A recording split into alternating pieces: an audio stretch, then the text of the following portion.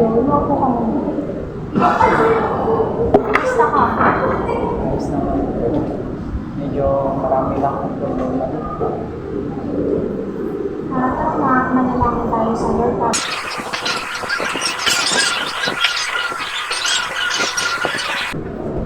Bakit mo nung sa chat yung outside? Apo. Nagkaroon po kasi ako ng problema kaya hindi ko ako sa inyo kung hindi ko ako nakagawa ng 2 weeks. Hindi ko ako nakapag-ministry sa church.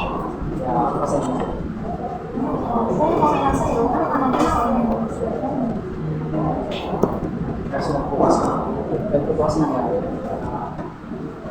Naghiwalay po kami sabi niya ako lang daw po. Kaya ang problema, itong mga nakaraang weeks na to, pinagkakalat ko po na ano-ano po yung chismis natin sa aking mga kaibigan, sa aking mga kapitbahay. Kaya napilitan po akong hindi na lumabas ng bahay dahil sa sobrang hiya ko. Yun po.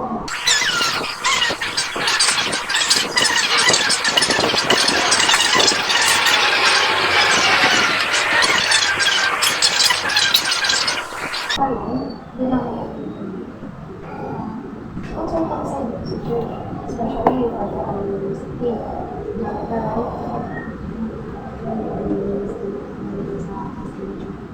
Pero, kausapin mo yung task na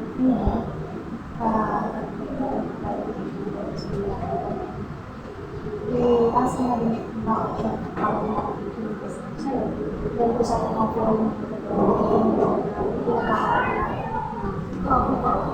and bilang isang Christian, sabi use the Bible, specific is 20 books are there, as lectures on the word, and we will sustain you.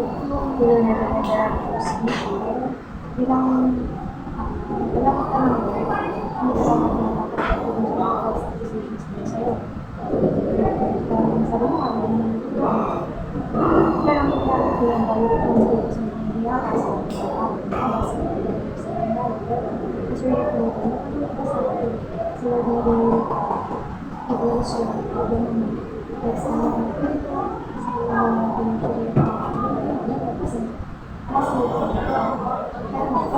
next time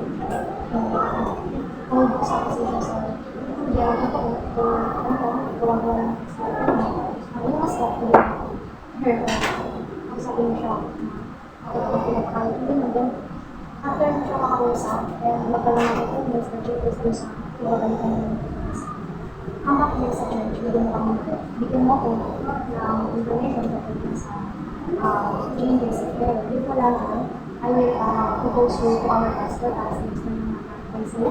So, we have been sa week, kung ano yung review mo sa siya dati. Kaya na naman yung pag-usapan ng pastor, hindi magkita kayo ng sa asasin ko sa mga susunod na gawain natin na yung devotion na kung may nakakita.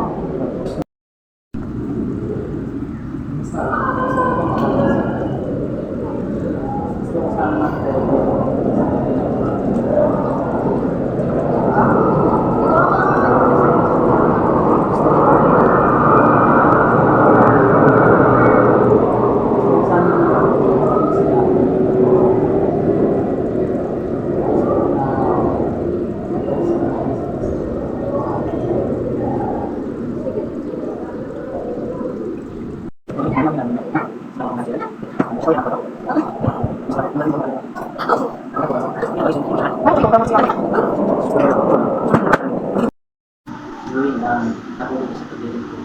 Dahil tayo nakatanggap sa akin. Ang mga ginagawa ko ng kailangan pagpatuloy ko ang panasimulan. Kung naman ay ating club, yung veteran sa church.